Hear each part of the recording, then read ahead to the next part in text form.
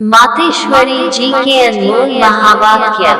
पहले पहले यह जानना जरूरी है कि अपना असली लक्ष्य क्या है, वो भी अच्छी तरह से बुद्धि में धारण करना है, तभी पूर्ण रीति से उस लक्ष्य में उपस्थित हो सकेंगे।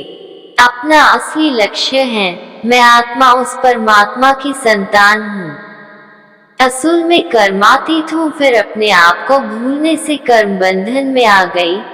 अब फिर से वो याद आने से, इस ईश्वरीय योग में रहने से अपने किए हुए विकर्म विनाश कर रहे हैं।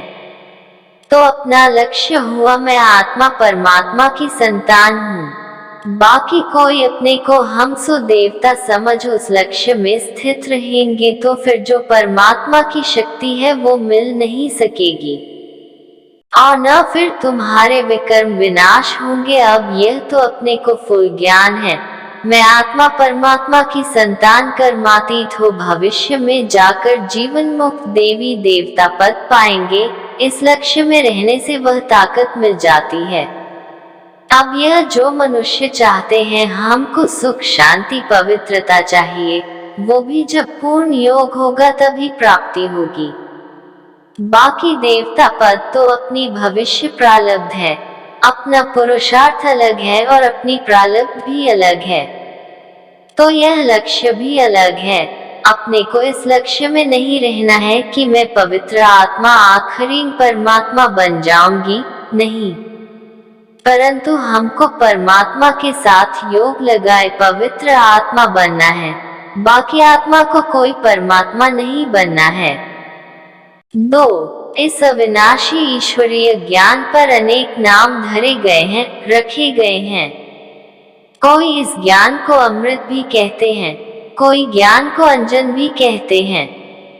गुरु नानक ने कहा ज्ञान अंजन गुरु दिया, कोई ने फिर ज्ञान वर्षा भी कहा है, क्योंकि इस ज्ञान से ही सारी सृष्टि सब्ज हरी भरी बन जाती है।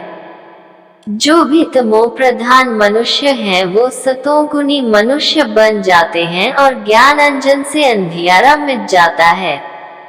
इसी ज्ञान को फिर अमृत भी कहते हैं, जिससे जो मनुष्य 5 विकारों की अग्नि में जल रहे हैं उससे ठंडे हो जाते हैं।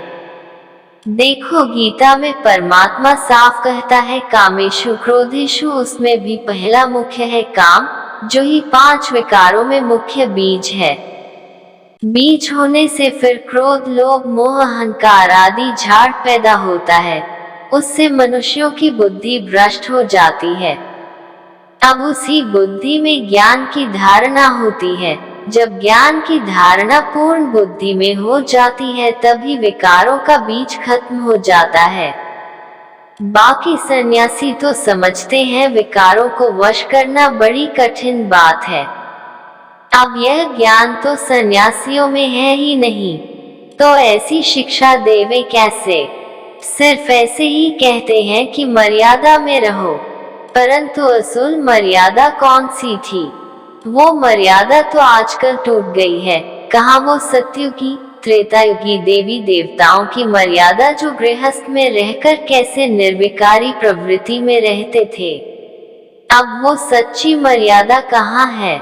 आजकल तो उल्टी विकारी मर्यादा पालन कर रहे हैं। एक तो को ऐसे ही सिखलाते हैं कि मर्यादा में चलो।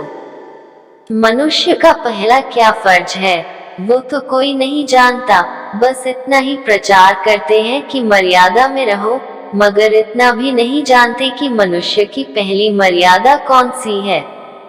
मनुष्य की पहली मर्यादा है निर्विकारी बनना। अगर कोई से ऐसा पूछा जाए तो मैं इस मर्यादा में रहते हो, तो कह देते हैं आजकल इस कलियुगी सृष्टि में निर्विकारी होने की हिम्मत नहीं है। अब मुख से कहना कि मर्यादा में रहो, निर्विकारी बनो, इससे तो कोई निर्विकारी बन नहीं सकता। निर्विकारी बनने के लिए पहले इस ज्ञान तलवार से इन 5 विकारों के बीज को खत्म करना, तभी विकर्म भस्म हो सकेगा।